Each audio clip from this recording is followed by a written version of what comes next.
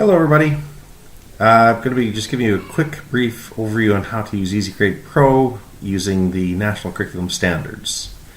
Most of you have used EasyGrade Pro before, so there's not a whole lot to add to it. It's a fairly easy new thing to just add the various different objectives into to help you, basically you're kind of record any sort of data that you have going along and what you're doing for each of the different standards that kind of come along. So if I go just quickly straight over down to the corner here to EasyGrade Pro and click on that, I can open an existing gradebook. I've cataloged different things into the lower KS2 template and into the higher KS2 template just for a bit of information.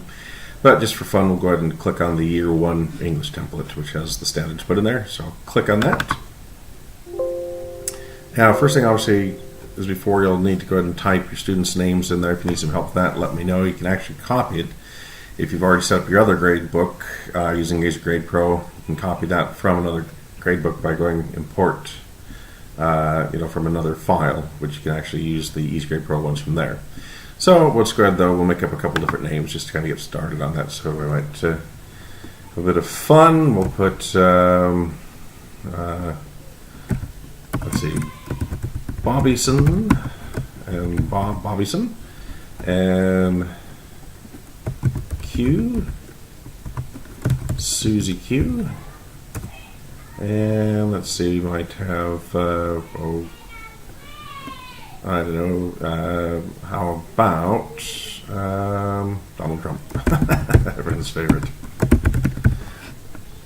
Alright, so now I've got the 3 students, and obviously you can add as many as you need to.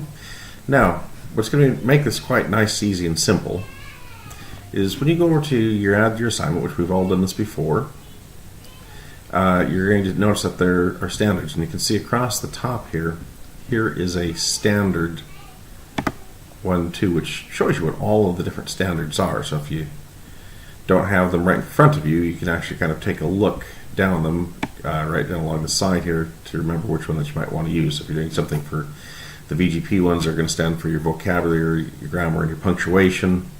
Let's say, for instance, if we want to develop their understanding of the concepts set out in the English appendix, or let's say if we want to, let's just go down a bit further.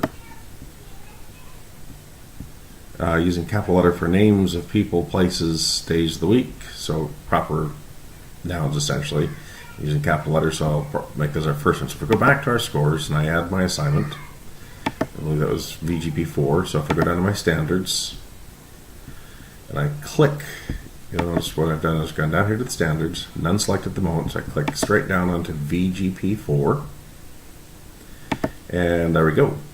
Now, whatever I want to call the assignment, you're going to put your scores in like you would, except for with one exception. You're just going to put if they have exceeded the scores, met the scores, are approaching the score, or are below the score for the standard. So let's say we'll call it capital letters assignment, and it's going to be some classwork of some sort, so we'll put in that category. That's absolutely fine. We've got to include assignments, so we don't have to change anything else there, so just simply click on done. Now, what makes this quite nice is you've got the letters just right in here, so as you kind of go right through here, you can go ahead and click, let's say for instance, Bobby Bobison has done an excellent job.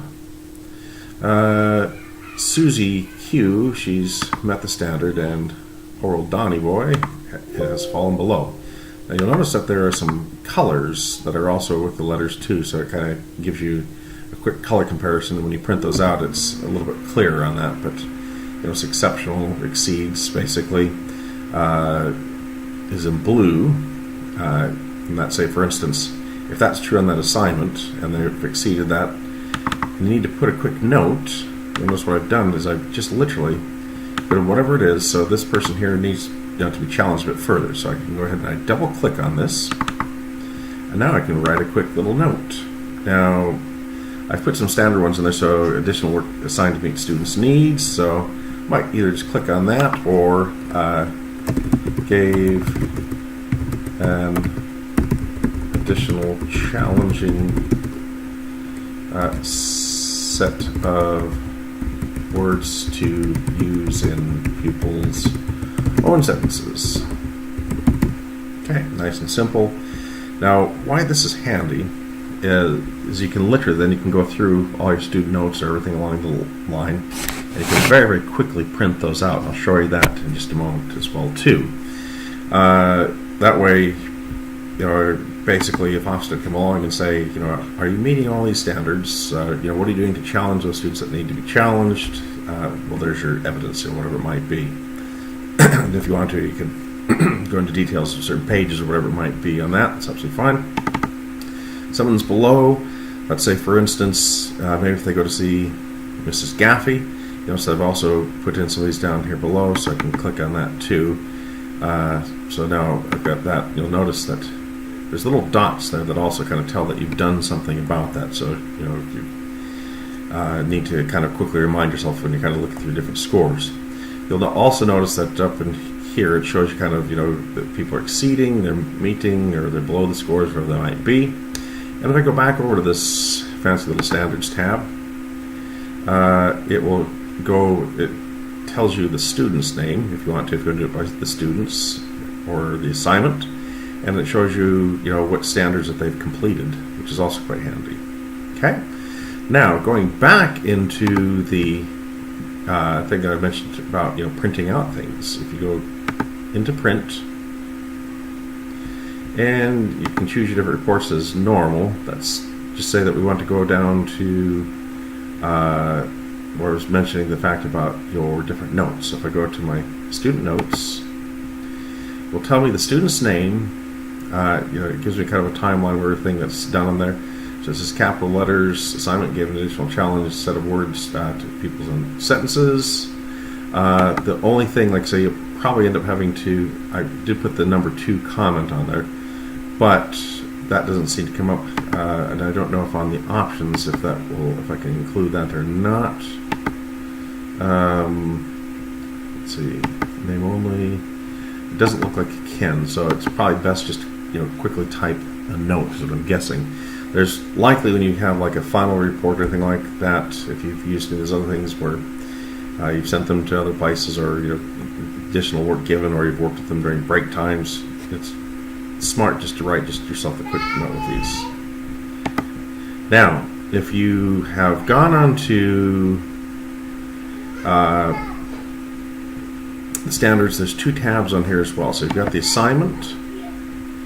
That also goes through any assignments that you have, and it quickly shows you, what that standard is. So if they develop their understanding concepts in English by using a capital letter for the names of people, access places, and the days of the week.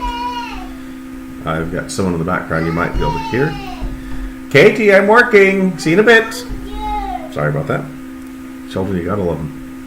Now, so it shows you, who, if they've exceeded the standards and kind of where they're at. It also ties any assignments that you've done specifically to that standard right next to it. So if I now go to another assignment, go back to scores, and I add another assignment. And this time, let's say, for instance, if I go into, let's pick a standard. And again, you'll notice that I've got some different ones. These are just kind of basically here for mostly grammar-based types ones, just the punctuation and that side of things. Let's say, for instance, I'll use standard number 6, and whatever it might be, page 34, Hayden Richards, whatever it might be that you're kind of using on that particular day.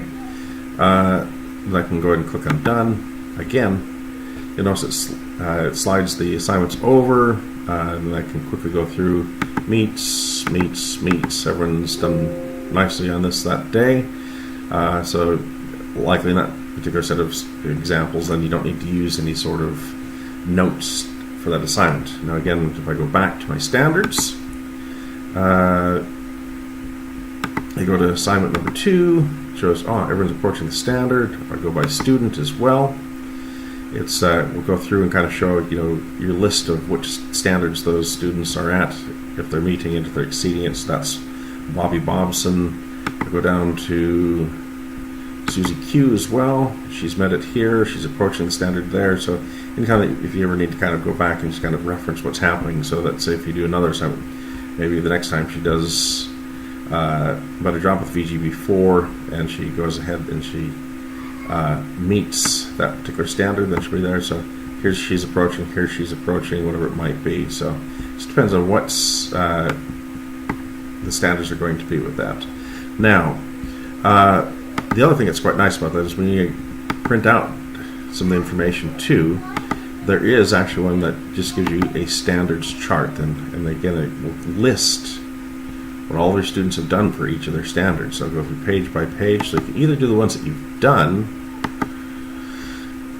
So let's say, for instance, if I change the options, I only want to see just the ones that we've covered so far. Main options, that might be helpful. So I can go ahead, include various different statistics, or let's say, for instance, include the students displayed only. I can do sort sort the students with no sorting or whatever it might be. Include displayed only, or if I want to, I can put all standards so you see everything, the ones that you haven't covered as well. It just depends on what you need to have with your report. Again, that's quite handy then, because if you're keying them into the assessment trackers that will be on Office 365, then you've got them right there in front of you, so it should only just take you a quick minute to go ahead and quickly zap those in there. Again, the other side of it, let's say if you're getting ready for Parents' Evening and you want to go ahead, you go back into that, we're back to standards chart. I might also want to go ahead and do student progress as well with that. If you take out certain parts of the data, let's say, for instance, we don't necessarily want percentage ones on that when we're talking about which standards that they've reached. So I can go ahead and take out certain parts of the report that I don't need there, so I get rid. You notice that what I've done is I've just clicked this little tick mark over here to get rid of the grade summary, but I can then just have a list then of the assignments of what they're doing and which ones that they have achieved so far. And I can also put in there, you'll notice down here there's a spot that hasn't been ticked that includes the standards charts. So it shows you again along the line there, which ones that they are doing well with, which ones that they might not be doing well with approaching the standards. There's Donnie, who's below the standard at the moment. All right, I hope that this has helped you, and obviously if you have any questions, I'm sure you'll be along to see me. Thanks for your time.